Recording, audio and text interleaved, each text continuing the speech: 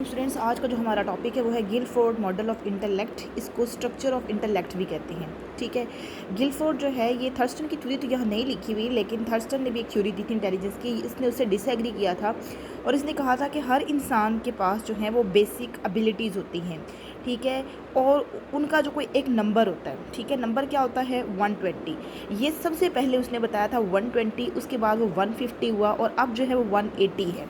ठीक है, और ये चीज़ अक्सर जो है वो एमसीक्यू में आ जाती है कि अब जो है वो उनकी तादाद कितनी है जो गिलफोर्ड ने इन एबिलिटीज़ बताई थी। सबसे पहले कितनी थी 120, फिर 150 और अब जो है वो 180। ये कैसे मेंटल एबिलिटीज़ आई, ये जो हैं वो अभी आपको पढ़ेंगे। और इन मेंटल एबिलिटीज़ को उसने एक क्यूब के साथ जो है वो ऑर्गेनाइज कर दिया है 3 डायमेंशन फॉर्म में।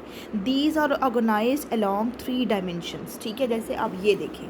ठीक है, ये देखें। ठीक है, अब ये आप आगे पढ़ेंगे कि किस तरह से ना ये मेंटल एबिलिटीज़ जो है वो काम करती हैं हमारी। ठीक है, गिलफोर्ड ने जो है वो अपनी थ्योरी जो है उसमें बताया था कि बेसिक एबिलिटीज़ जो हैं वो 3 हेड्स के अंदर आती हैं। इंसान की ये जो एबिलिटीज़ आपने पढ़ी है ना 180 एबिलिटीज़ जो हैं ये इन 3 डायमेंशंस के अंदर आती हैं। कौन कौन सी डायमेंशंस हैं, कौन कौन सी चीज़ें हैं जिन पर हमारी जहानत काम करती है, जहाँ पर हमारा दिमाग काम करता है, हम अपनी अकल लगाते हैं। सबसे पहले जो एबिलिटीज़ आती हैं वो कंटेंट के अंदर आती हैं। कंटेंट का क्या मतलब होता है, ये आपके सामने सारा कंटेंट पड़ा हुआ है। ठीक है, जो लिखा हुआ नज़र आ रहा है, लिखा हुआ नहीं होता, इसकी और भी किस्में होती हैं। ठीक है, वो कह रहा है it relates to understanding the essence of material. Content क्या होता है, मतलब किसी चीज़ के मतलब को समझना, जो आपके सामने लिखा हुआ है उसको समझना। ठीक है, अच्छा, अब ये इन्होंने कहा है कि इसकी आगे जो है ना 4 टाइप्स हैं, पर इसकी 4 टाइप्स नहीं हैं, इसकी 5 टाइप्स हैं। ये यहाँ पर आप देखें, सबसे पहले विजुअल लिखा हुआ है, फिर ऑडिटरी लिखा हुआ है, फिर सिम्बॉलिक, फिर सीमेंटिक, फिर बिहेवियर। इसको बेशक आप अपनी बुक में ऐसे करके लिख लें। ठीक है, कि इतनी तरह का कंटेंट होता है जिस पर आप अपना जहन जो है वो आजमाते हैं। ठीक है, अब कौन कौन सा कंटेंट है, सबसे पहले विजुअल कंटेंट हम देखते हैं। विजुअल कंटेंट क्या है, ये आप देख रहे हैं ना, आप अपनी आंखें लगा रहे हैं इसके ऊपर। ठीक है, ये कंटेंट है जिसको आप देख रहे हैं। ठीक है, वो होता है विजुअल कंटेंट। ऑडिटरी कंटेंट कौन सा होता है, जैसे मैं आप बोल रही हूँ, आप मेरी आवाज़ पे अपना दिमाग लगा रहे हैं। ठीक है, ऑडिटरी कंटेंट। कंटेंट का मतलब जो आपके सामने चीज़ पड़ी हुई है, मटेरियल फॉर्म में है, अब उस पर आप अपना जो है वो अपना दिमाग लगा रहे हैं। ठीक है, ऑडिटरी कंटेंट क्या है, अब जैसे मेरी आवाज़ है, आप इसको सुन रहे हैं। फिर होता है सिम्बॉलिक कंटेंट। अब ये सिम्बॉलिक कंटेंट क्या होता है, सिम्बॉलिक कंटेंट ऐसा होता है जैसे फॉर एग्जांपल मैं आपको कहती हूँ ये प्लस है, माइनस है और मल्टीप्लाई है। ठीक है, ये सिंबल्स हैं। ठीक है, जैसे आप रोड के किनारे जा रहे होते हैं तो उन पर इशारे बने हुए होते हैं, सिंबल बने हुए होते हैं, उनके साथ लिखा नहीं हुआ होता इसका क्या मतलब है, लेकिन वो इशारे बने हुए होते हैं और आप उनको समझ रहे होते हैं। आपको दिमाग से में समझ आ रही होती है कि इसका क्या मतलब है। ठीक है, अगर एरो राइट साइड पे बना हुआ है, लेफ्ट साइड पे बना हुआ है, वो सिम्बॉलिक कंटेंट है।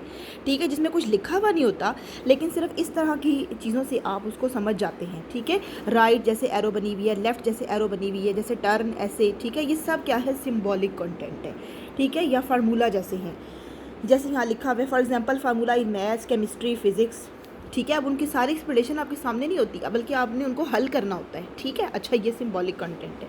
उसके बाद हमारे पास होता है सीमेंटिक कंटेंट। सीमेंटिक का मतलब होता है मीनिंग, किसी चीज़ का मीनिंग समझना, वर्ड्स, सेंटेंस। ठीक है, आप कैसे उसको उस पर आप उनको समझते हैं, जो मीनिंग से रिलेटेड हो, सीमेंट। ठीक है, अच्छा, ये लिखा हुआ है it relates to understanding the meaning of content that consist of words. अब जैसे ये आपके सामने एक पैराग्राफ लिखा हुआ है, आपको इसका मतलब समझ आ रहा है, आप पढ़ेंगे आपको समझ आएगा।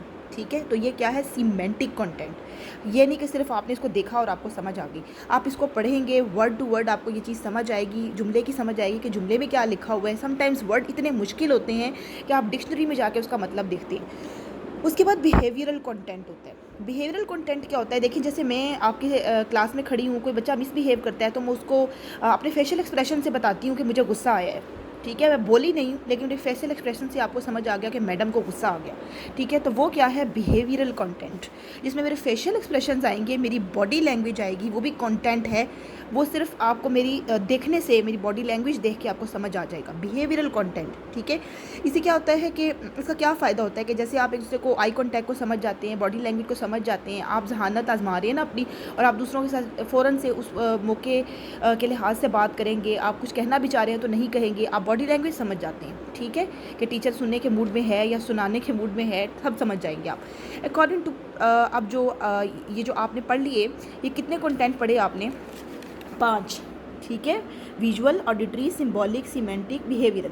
विजुअल जो आपको नज़र आ रहा है, ऑडिटरी जो आप मुझे सुन रहे हैं, ठीक है, जिस पर आप दिमाग लगा रहे हैं वो चीज़ कंटेंट है, ठीक है, कंटेंट जो आपके सामने चीज़ पड़ी हुई है। सिंबॉलिक जो मैंने आपको प्लस माइनस राइट लेफ़्ट बताया। सीमेंटिक जिसका मतलब, जिसमें मीनिंग आता है चीज़ों का, आप मतलब समझते हैं चीज़ों का। और बिहेवियरल क्या है? जिसमें आप बॉडी लैंग्वेज, किसी के फेशियल एक्सप्रेशन को समझते हैं, ठीक है। अब ये जो है हमारी कंटेंट जो है, सबसे पहली इसकी जो है वो क्लास का जो इसकी वो डायमेंशन है वो हमने कंप्लीट की।